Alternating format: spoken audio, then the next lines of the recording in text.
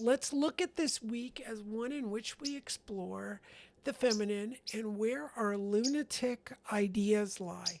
When you're going too extreme, that's this, you're going to have that lunacy. So I would ask the universe to help me make appropriate judgments of myself so I can release with the waning moon those things that would be too this is this is um, the masculine usually is the air, right?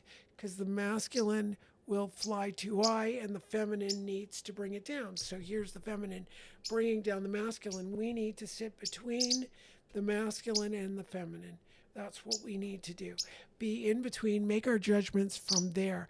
Not go too high up, not go too low, and not be too like there's also the extreme in which people say, well, there's both sides, right? This both sidism. Like, that's not what this is about. This is the two sides are are not doing the same thing, and that needs to be brought in. Not that the two sides have, like, the feminine has a quality and the masculine does, and that's going to be canceling each other out.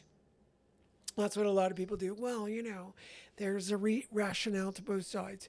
That leaves us in a space where we we can't see the forest for the trees, where we become apathetic, where we just and it's kind of has a boring sense, whenever when someone says to me, which people do very often, well, they're both sides to each story. Yes, no kidding, there are both sides to each story.